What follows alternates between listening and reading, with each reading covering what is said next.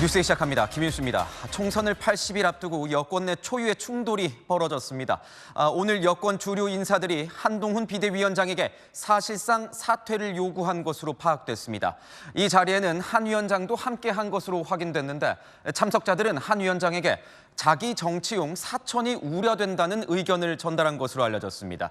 사실상 윤석열 대통령의 의중이 반영된 요구였습니다. 여권이 소용돌이 속으로 빠져들고 있습니다. 오늘의 첫 소식은 조영민 기자의 단독 보도로 시작하겠습니다. 오늘 오전 대통령실과 여당 측 주류 인사가 한동훈 국민의힘 비상대책위원장과 비공개 회동을 가진 것으로 파악됐습니다.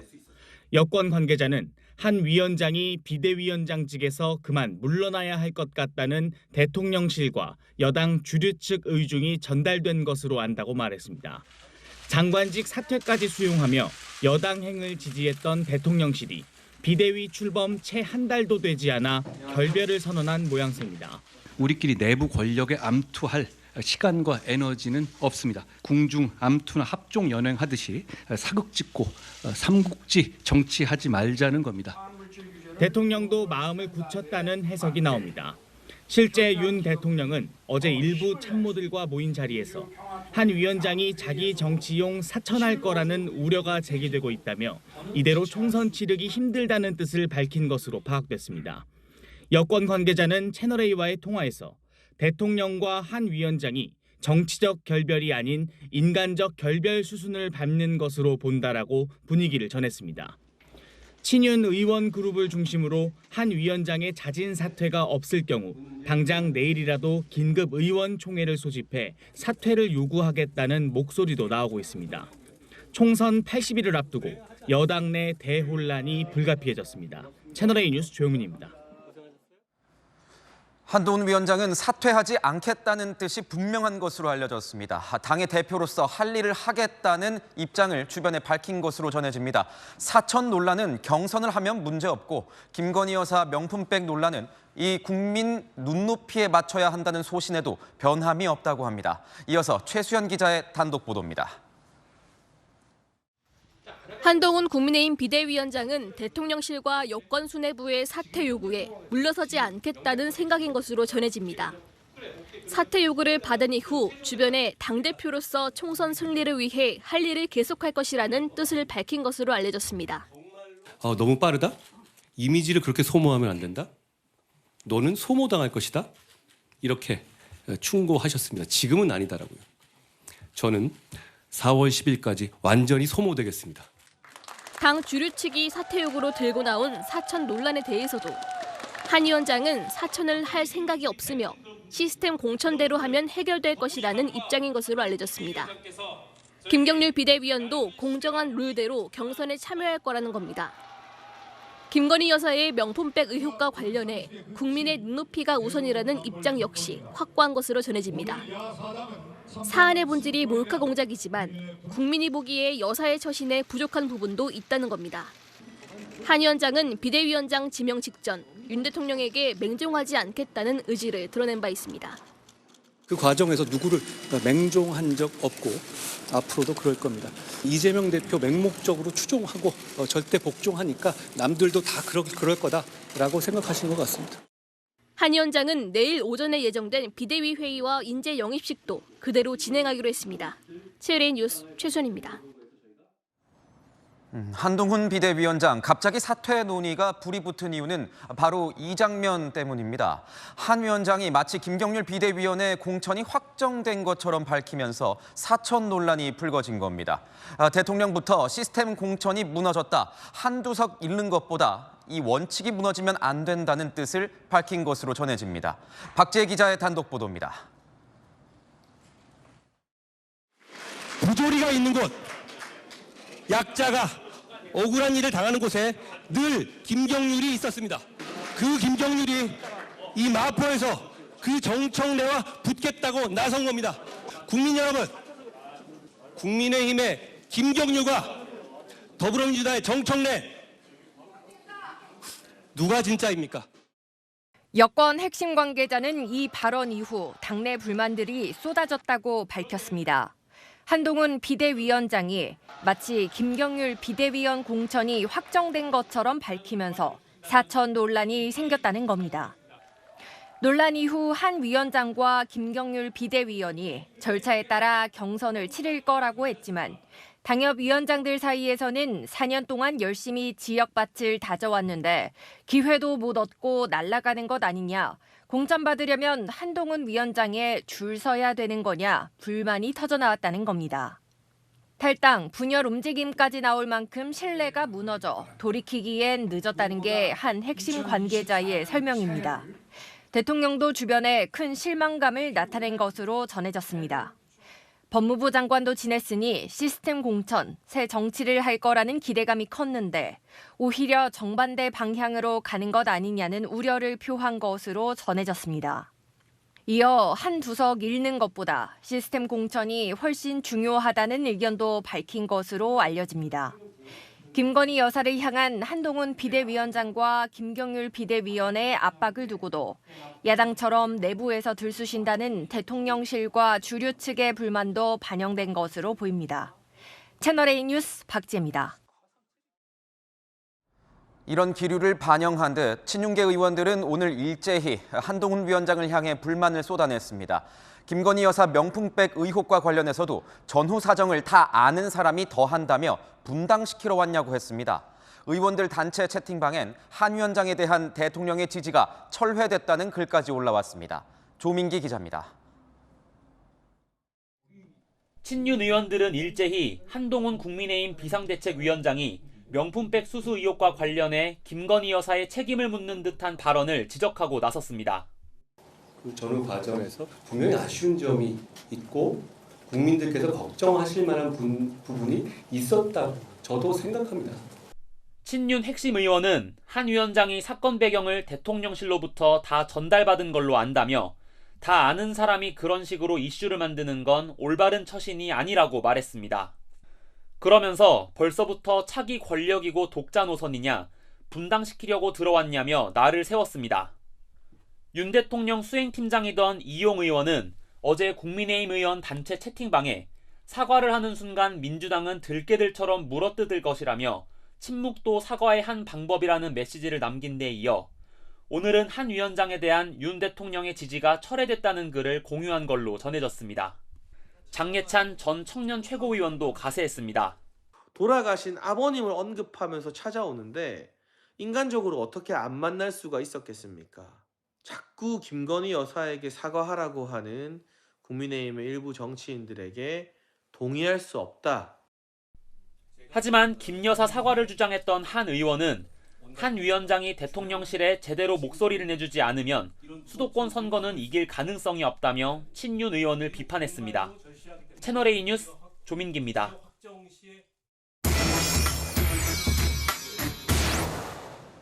네, 아는 기자 시작하겠습니다. 정치부 안보겸 기자 나왔습니다. 자, 안 기자, 국민의힘 상황이 굉장히 긴박하게 돌아가고 있습니다. 여권 수뇌부가 만났어요? 네, 여당 주류 측 인사와 대통령실 인사가 오늘 한동훈 비대위원장과 만나 사퇴를 논의했다고 하는데요. 정확히 말하면 사퇴 논의라기보다 사퇴하라고 주류 측이 한 위원장을 압박한 겁니다. 취임한 지 한 달도 채 되지 않은 이 비대위원장의 사퇴 논의라니 좀 충격적인데 도대체 무슨 일이 있었던 겁니까? 불을 붙인 건 바로 공천이었습니다.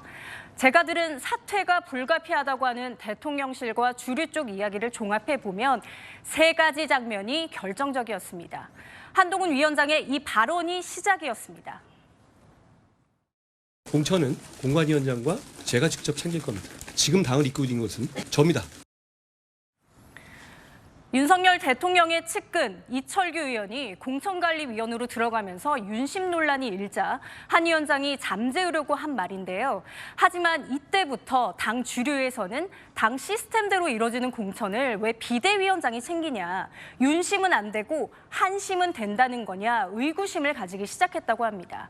그리고 두 번째, 3선 이상 중진들에게 큰 페널티를 주는 공천 룰이 발표됐죠. 중진 의원들 입장에선 힘들게 당 도운 중진들 다 쳐내겠다는 거냐 불만이 커졌고요. 그리고 세 번째, 한 위원장이 김경률 비대위원의 손을 들어준 이 장면이 결정적이었다는 거죠. 비대위원장이 공천하는 거냐, 본인과 친한 비대위원 공천 주는 거냐는 여론이 커졌다는 겁니다. 그런데 사실 서울 마포을 같은 경우에는 험지이기도 하고 김경률 비대위원도 뭐 결국 경선을 하겠다고 했는데 이게 문제가 되나요? 한 위원장 입장에서는 이기기 위한 인재 영입으로 봤지만요. 당 주류 측은 한 위원장의 자기 정치로 봤습니다. 대통령실도 이때부터 불편한 심기를 드러냈는데요. 시스템 공천하겠다더니 대통령실이 한동훈 위원장 통해서 내리꽂겠다는 거냐는 불만의 목소리가 용산 곳곳으로 전달됐다고 합니다. 이러다 당협위원장들 탈당하면 선거 어떻게 치를 거냐는 말도 전달됐다고 하고요. 대통령도 주변에 괜히 내가 오해받고 있다며 내 참모들에게도 특혜는 없다고 해왔는데 그런 시스템 공천을 법을 잘 아는 한동훈 비대위원장에게 기대했더니 오히려 거꾸로 간다고 기대를 접었다는 게 주류 측 설명입니다. 궁금한 게 이 공천과는 별개로 김건희 여사 관련 발언도 문제가 된 겁니까? 네, 맞습니다. 이 주류 측은 명품 수수 의혹을 꺼내면서 야당의 빌미만 줬다는 불만이 큽니다. 한동훈 비대위원장이 김경률 비대위원이 제기하자 오히려 힘을 보태 마치 큰 문제가 있는 것처럼 했다는 건데요. 이건 아버지와의 인연을 빙자해 함정 몰카를 찍은 게 본질이다. 전후 맥락을 한 위원장에 여러 차례 설명했는데도 국민 눈높이라며 물러서지 않았다는 겁니다. 그렇다 보니 대통령 임기가 아직 3년이나 남았는데 벌써 차기 권력인 거냐? 독자 노선 탄 거냐 이런 의심까지 더해진 상황입니다. 한동훈 위원장 사퇴 요구를 받았는데 뭐 답은 노인 것 같습니다. 네, 저희가 주변을 취재를 해봤는데요. 한 위원장 사퇴 요구를 받은 이후에 주변에 당대표로서 할 일을 해나가겠다는 뜻을 밝힌 걸로 전해집니다. 즉, 사퇴를 안 하겠다는 거죠. 그럼 어떻게 되는 겁니까? 주류 측은 이미 돌이키기에는 시간이 늦었다 이런 이야기가 나옵니다. 한 위원장을 향한 대통령의 인간적 배신감이 크다는 이야기들도 흘러나오고 있는데요. 자진 사퇴 결심을 안 할 경우 내일 당장 의총을 열어서 사퇴를 힘으로 밀어붙이겠다는 목소리도 있습니다. 시간이 부족하니 윤재욱 원내대표를 당대표 권한 대행으로 하고 조기 선대위로 선거를 치르는 안까지 거론되고 있습니다. 하지만 당 규정상 비대위원장이 버틸 경우 억지로 끌어내리기는 쉽지 않습니다. 앞서 말씀드렸듯이 한 위원장은 물러서지 않겠다는 뜻을 밝힌 걸로 전해지죠. 한동훈 없이 윤석열 대통령만으로 선거 치를 수 있냐는 것이 여론을 앞세울 걸로 보입니다. 물러서든 버티든 여권의 극한 분열에 공멸할 거라는 위기감이 내부에서 제기됩니다. 그래서 어떻게든 극적으로 윤 대통령과 한 위원장의 갈등을 봉합해야 한다는 의견이 주류 측에서도 나오고 있습니다. 어떤 결론이 나든 시간이 오래 걸릴 것 같지는 않습니다. 네, 지금까지 아는 기자였습니다. 민주당이 공천 기준을 밝혔습니다. 임혁백 공관위원장은 3선 이상 의원들에게 용퇴를 사실상 권고했고 문재인 정부 출신 일부 인사들에게는 책임감을 느껴야 한다고 강조했습니다. 강성 친명 원외 조직은 비명 현역 의원들에 대한 실명 저격을 이어갔습니다. 배두환 기자입니다.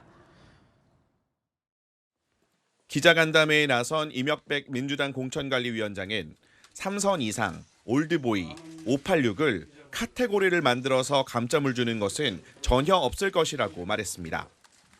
하지만 노자의 지지불퇴를 인용하며 사실상 3선 이상 의원들의 용퇴를 권고했습니다.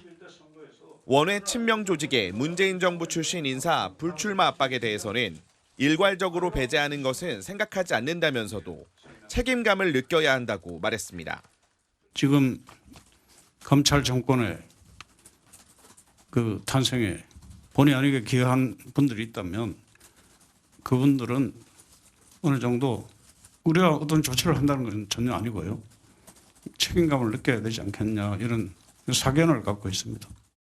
앞서 이 대표 최측근인 윤용조 전 당대표실 부국장은 노영민, 임종석 전 대통령 비서실장, 이인영 의원의 용단을 촉구한다고 했고 이 대표 변호인이 주축인 민주당 혁신행동은 친문 윤건영 의원, 비명계 기동민 송갑석 의원 등을 거론하며 당이 공천 심사를 똑바로 해야 한다고 압박했습니다. 한 비명계 의원은 친명 전위 부대의 실명 거론이 공정하게 보이지 않는다고 비판했습니다. 하지만 친명 핵심 관계자는 임종석 노영민 전 비서실장, 윤건영 의원 등에 대한 실명 저격은 계속될 가능성이 크다며 공천을 앞두고 친명, 비명의 싸움이 본격화될 것이라고 전했습니다. 채널A 뉴스 배도원입니다. 서울 전역에 한파주의보가 발효됩니다. 오늘 밤부터 기온이 급격히 떨어지는데 내일 아침 최저 기온이 영하 10도까지 내려갑니다. 바람도 강하게 불어서 체감 온도는 더 낮아질 터라 출근길 강추위 미리 대비하셔야겠습니다. 현장에 나가 있는 취재기자 연결하겠습니다. 강병규 기자, 갑자기 추워졌는데 한파주의보가 언제부터 발효되는 겁니까? 네, 이곳 광화문광장에는 벌써부터 찬 공기가 몰려오는 느낌입니다. 조금 뒤 오후 9시부터 서울 전역에는 한파주의보가 발효됩니다. 한파주의보는 아침 최저 기온이 영하 12도를 이틀 이상 밑돌거나 급격한 저온 현상으로 피해가 예상될 때 내려지는데요. 서울뿐 아니라 수도권과 강원권 일부 지역에도 한파주의보가 발효됩니다. 내일은 더 추워집니다. 기상청에 따르면 내일 전국 아침 최저 기온은 영하 11도에서 0도로 평년 기온을 훨씬 밑돌 전망입니다. 내일 최고 기온 역시 영하 8도에서 영상 2도 수준으로 예년보다 춥습니다. 갑자기 찾아온 강추위에 출근길 옷차림부터 단단히 챙겨야 할 것으로 보입니다. 또 밤사이 각종 동파 사고, 노인과 어린이 등 취약계층 안전 대비 역시 필요해 보입니다. 춥다니까 좀 많이 걱정되는데 저도 이제 평상시보다 조금 더 꽁꽁 싸매고 뭐 기막이나 목도리나 이런 거 할 수 있는 거 최대한 하고 출퇴근해야 될 것 같고. 서울시는 24시간 비상관리 체계를 가동해 한파 피해 발생에 대비키로 했습니다.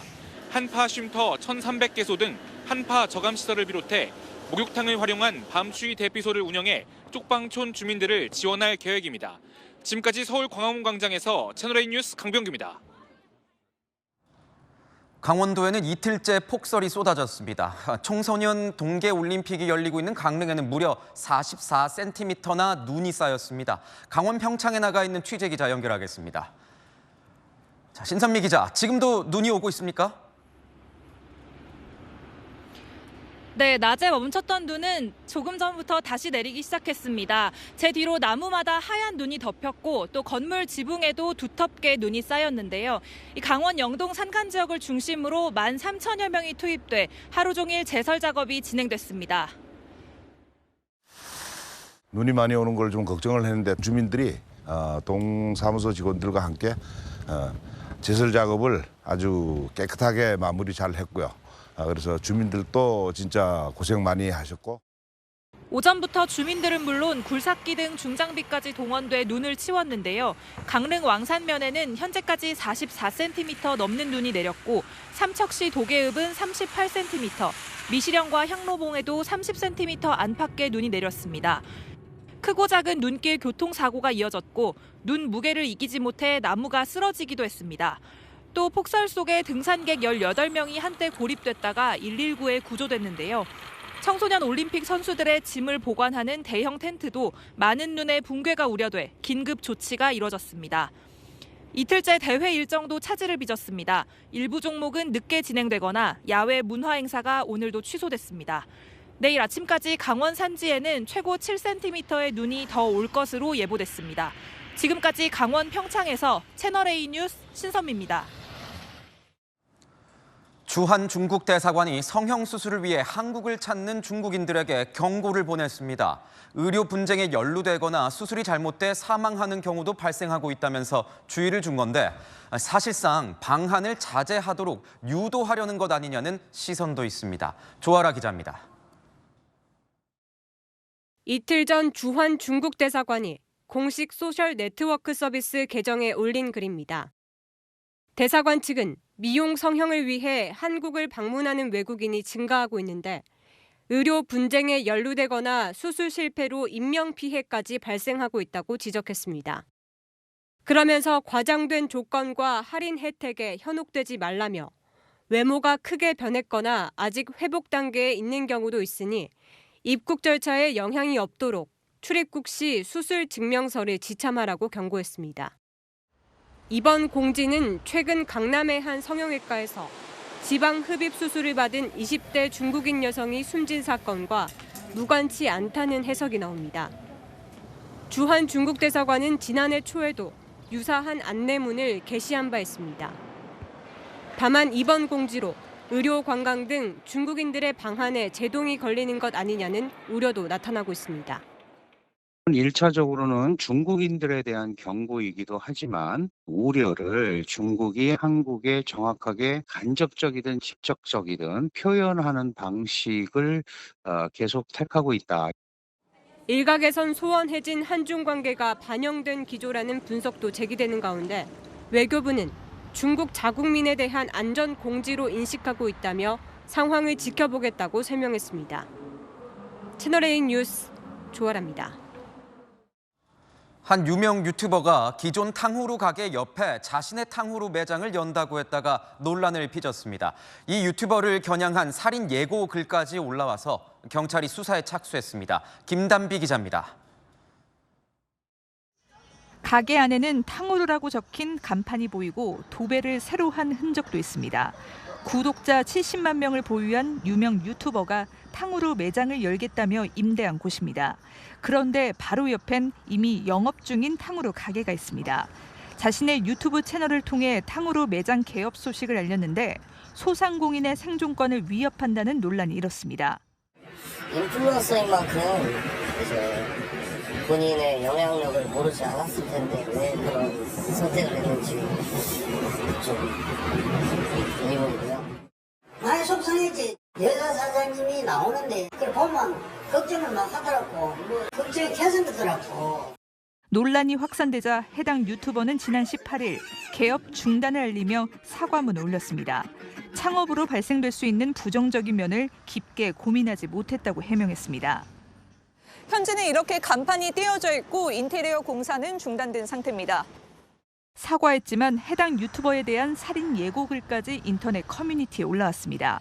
흉기 사진과 함께 살해 위협글이 게시됐다가 지금은 삭제된 상태입니다. 신고를 접수한 경찰은 유튜버의 소재와 안전을 확인하는 한편 살인 예고글 작성자를 쫓고 있습니다. 채널A 뉴스 김단비입니다. 요즘 서울 을지로 일대 골목은 젊은이들의 감성을 자극하는 힙한 식당과 술집들이 들어선다고 해서 힙지로로도 불립니다. 최근엔 클럽까지 생겼는데 밤마다 인근 거주민과 이 소음 문제로 마찰을 빚고 있습니다. 송진섭 기자입니다. 새벽 1시가 넘은 시각, 허름한 골목이 형형색색 간판들로 밝게 빛납니다. 가게 앞에는 젊은 남녀들이 3-3-5-5 모여 담배 피우며 대화를 나눕니다. 낡은 골목 사이로 어울리지 않을 것 같은 식당과 술집들로 젊은이들의 감성을 자극하고 있는 을지로 인쇄 골목의 모습입니다. 문제는 지난달 문을 연 클럽입니다. 골목에서도 음악 소리가 들리는데 새벽 4시까지 영업이 계속됩니다. 클럽 반경 50m 내에 위치한 주거 건물만 3곳. 건물 안에서 소음을 측정해보니 최대 77데시벨까지 치솟습니다. 야간 소음 기준인 55데시벨을 훨씬 웃도는 수치입니다. 심하게를 하는데도 잠을 잘 수가 없어요. 밤새기 뒤척이다가 아침에 살짝 한두 시간 자고 일어나면 내가 잠을 잔 거야 아니면 밤에 일을 한 거야 이런 느낌. 클럽 정문에서 3발짝만 걸으면 주거용으로 쓰이는 원룸텔이 나옵니다. 끝나고 나면 아침에 보면 뭐 담배꽁초 뭐 그냥 엄청 길거리도 어지러지고 그렇습니다. 원래는 아주 조용한 동네였죠. 대부분 그렇게 한 1-2년 안에 다 바뀐 것 같아요. 민원이 쏟아지자 구청은 매주 인근 데시벨을 측정 중입니다. 4회 이상 기준치 이상 소음이 적발되면 음향기기 사용 중지 명령을 내릴 계획입니다. 클럽 측도 가게에 방음막을 설치하고 내부 음량을 조절하는 등 조치를 취하고 있다고 설명했습니다. 이곳은 일반 상업지구로 주거지뿐 아니라 인쇄소나 공업소 같은 가게, 주점, 클럽까지 모두 들어설 수 있습니다. 하지만 계획 없이 여러 업장이 갑자기 들어서다 보니 기존 주민과 마찰이 생기고 있는 겁니다. 채널A 뉴스 송진섭입니다. 요즘 새로 지어지는 아파트 이름은 하도 길어서 외우기도 벅찬 경우가 많습니다. 가장 긴 아파트 이름이 25자나 됩니다. 집값에 도움이 되려고 있어 보이는 외래어를 쓰거나 입지 특징을 끌어다 붙이는 건데 과도하다는 지적도 나옵니다. 김정근 기자입니다. 아파트 단지로 표현한다면 이 DH 퍼스티어 아이파크가 에코델타시티 프루지오 센터파크가 아파트계의 한 번에 알아듣기 힘든 요즘 아파트 이름. 갈수록 더 어렵고 더 길어지고 있습니다. 경기도 파주의 한 아파트 단지. 정식 명칭은 초롱꽃마을 6단지 GTX 운정역 금강 펜테리움 센트럴파크로 우리나라에서 가장 긴 25글자입니다. 아파트 이름이 워낙 긴 탓에 주민들은 주소 일부를 생략하고 택배를 보내고 있습니다. 영어 같은 거는 전혀 찾기 힘들고요. 우리 나이 같은 사람들은 다들 그래요. 다들 힘들다고. 찾기도 힘들고 그런다고. 아파트 이름에도 나름 공식이 있습니다. 지역명과 건설사가 들어가고 아파트 브랜드와 개성을 강조할 수 있는 펜네임까지 붙습니다. 역세권이라면 메트로, 공원이 근처에 있다면 파크뷰 등이 붙는 식입니다. 여기에 차별화를 위해 지역 랜드마크나 고급스럽게 보이기 위한 외래어 한두 단어 더 첨가하면 20자 안팎까지 확 늘어납니다. 부모님들이 쉽게 시골에서 못 찾게 하려고 그런 농담도 있고, 교통이라든가 이 역하고 가까운 어떤 이런 데 집값이 좀 많이 좌우가 되다 보니까 조금은 어쩔 수 없는 현상이지 않을까 싶은데 좀 너무 길죠. 아파트 이름은 보통 입주민들이 정하는데 집값을 올리기 위한 이런 기현상은 한동안 이어질 걸로 보입니다. 채널A 뉴스 김정근입니다. 홍콩 H지수에 연계된 ELS 상품의 손실액이 눈덩이처럼 불고 있습니다. 5대 은행에서의 원금 손실액만 올 들어 2천억 원이 넘는 것으로 알려졌습니다. 노후 자금을 넣었다가 반토막이 나는 등 피해가 속출하고 있습니다. 신무경 기자입니다. 50대 길성준 씨가 홍콩 ELS 상품에 처음 가입할 때 작성한 투자 성향 진단지입니다. 투자 원금 보존을 추구함으로 체크한 부분이 지워져 있습니다. 은행원이 고친 투자 성향으로 가입했는데 다음 달 만기를 앞두고 원금은 반토막이 났습니다. 생활이 막 피폐해지고 정신 못 차리는 거죠. 어떻게 모은 돈인데. 노후 자금 5억 원을 맡긴 70대 김모 씨. 최근 만기가 돌아온 1억 원 중 4,800만 원만 돌려받았습니다. 4월, 6월 돌아올 나머지 투자금 4억 원에 대한 손실이 더 걱정입니다. 시집금하고 오피스텔 파는 거를 다 넣었어요. 내가 늙음하게 이런 고통을 당하다니 숨도 쉴 수 없을 정도였어요. 5대 은행에 따르면 지난 8일 이후 발생한 홍콩 ELS 상품 원금 손실은 2,296억 원, 손실률은 52.7%입니다. 문제는 손실이 더 불어날 거란 점입니다. 올해 상반기에 만기가 돌아오는 금액만 10조 원이 넘습니다. 가입자 절반이 60대 이상에 쏠려 있어 노후 자금 피해도 더 커질 수밖에 없습니다. 올해 상반기 홍콩 H지수가 2021년 상반기에 65에서 70%를 회복해야 원금 손실을 피할 수 있는데 이마저도 쉽지 않을 전망입니다. 채널A 뉴스 신무경입니다. 글로벌 방위 산업 시장에서 우리나라의 위상이 달라졌습니다. 세계 무기 수출 시장에서 우리나라 점유율 순위가 9위에 오를 정도로 세계 각지에서 러브콜을 받고 있습니다. 국제 정세 긴장이 고조되고 있는 가운데 성능이 좋고 가격 경쟁력이 높다는 평가를 받고 있습니다. 세계를 보다 권갑구 기자입니다. 최근 잇따라 발발한 전쟁은 세계를 위협하고 있습니다. 러시아와 우크라이나 간의 전쟁과 지난해 10월 시작된 하마스와 이스라엘 간의 무력 충돌이 대표적인데요. 여기에 홍해에서 벌어지는 친이란 세력인 예멘 후티 반군과 미군 사이의 공습과 동북아시아 내 북핵 위협까지 지구촌 곳곳에 전쟁과 분쟁이 잇따르면서 각국의 국방비 증액 움직임도 뚜렷해지고 있습니다.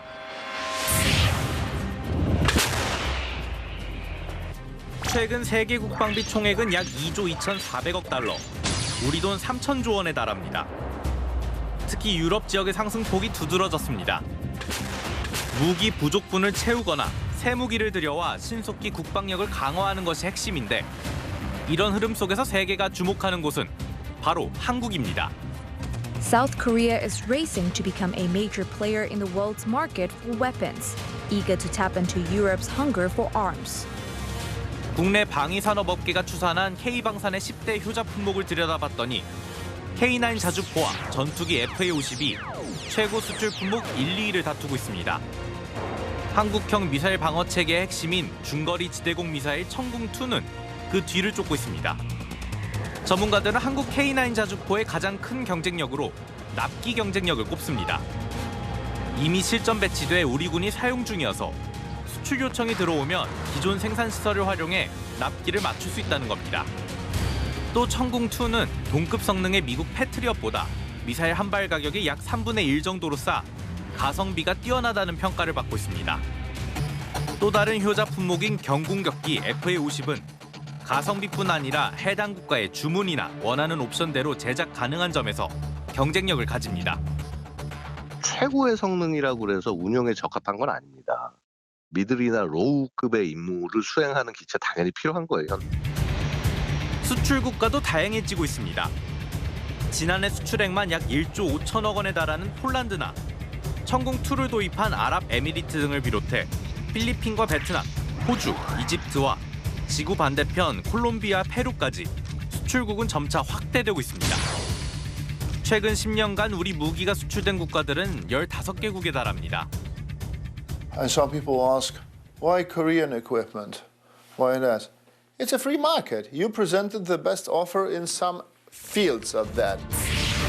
다만 전문가들은 무기 수출의 지속성을 위해 재래식 무기 호황에 안주하기보다 첨단 무기 개발 또한 게을리하지 않아야 한다고 지적합니다. 세계를 보다 권갑국입니다. 서울을 비롯한 수도권이 추워지는 것과 달리 남부지방은 올겨울 이상 고온 현상이 이어지고 있습니다. 예년엔 2월에나 시작됐던 고로쇠나무 수액 채취가 보름이나 빨라졌고 매화꽃도 벌써 피었습니다. 공국진 기자입니다. 배낭을 맨 작업자들이 산을 오릅니다. 만여구루 고로쇠나무 군락지인 이곳에선 올해 첫 고로쇠 수액 채취를 시작했습니다. 나무에 작은 구멍을 뚫어 관을 꽂으면 투명한 물방울이 떨어지는데요. 고로쇠 수액입니다. 채취 시기가 보름 이상 빨라졌습니다. 2월 초 중순 돼야 물이 나왔는데 요즘은 거의 1월 초 중순이면 물이 나와요. 물이 나오는 시기가 굉장히 짧아졌어요. 이상기후 때문에. 이달에만 영상 8도 이상인 날이 13일에 달하는 등 따뜻한 날이 계속되다 보니 채취 시기가 빨라진 겁니다. 날씨가 추워야 수액이 많이 생기는데 올해는 양도 크게 줄었습니다. 계속 날씨가 이렇게 따숩다 보니까 굉장히 수액이 적게 나오고 있습니다. 제주에선 지난 15일부터 매화꽃이 피면서 평년보다 32일 일찍 개화했습니다. 가지 하나에 매화꽃이 3송이 이상 피면 개화한 날로 기록합니다. 지난달 제주 평균 기온은 9.4도로 예년보다 1도 이상 높았고 이달에도 영상 10도 이상인 날이 보름 가까이 이어지고 있습니다. 채널A 뉴스 공국진입니다.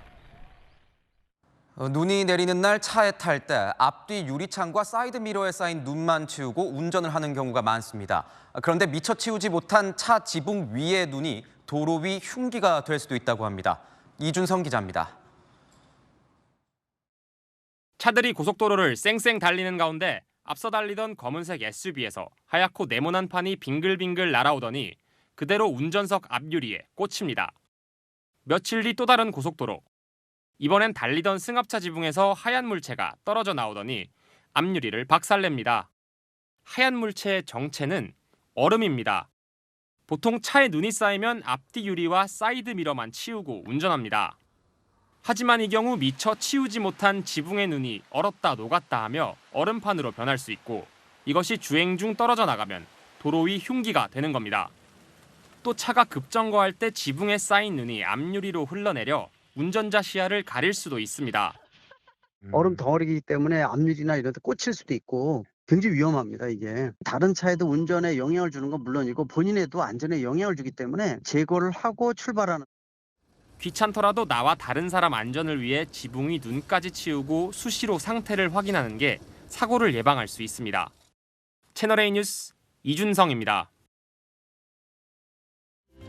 강원도를 뒤덮은 폭설에 이어 이번엔 전국적인 기습 한파 소식입니다. 오늘 아침 1.9도였던 서울은 내일 아침 영하 10도, 모레는 영하 14도로 심한 추위가 예상됩니다. 다른 지역도 기온이 곤두박질치는데요. 특히 춘천 영하 8도, 강릉 영하 4도 등 중북부에는 한파특보도 내려졌습니다. 한낮에도 영하권에 머물겠습니다. 서울이 영하 6도, 대전 영하 4도에 그치겠습니다. 한편 내일 아침까지 전국에 눈비가 내리겠고요. 오전부터 맑아지겠습니다. 다만 충청과 호남, 제주에는 오히려 눈발이 강해지겠는데요. 모레까지 20cm 넘게 쌓이겠습니다. 이 지역의 눈은 수요일에 그치겠고요. 대부분 맑은 날씨 속에 강추위가 이어집니다. 날씨였습니다.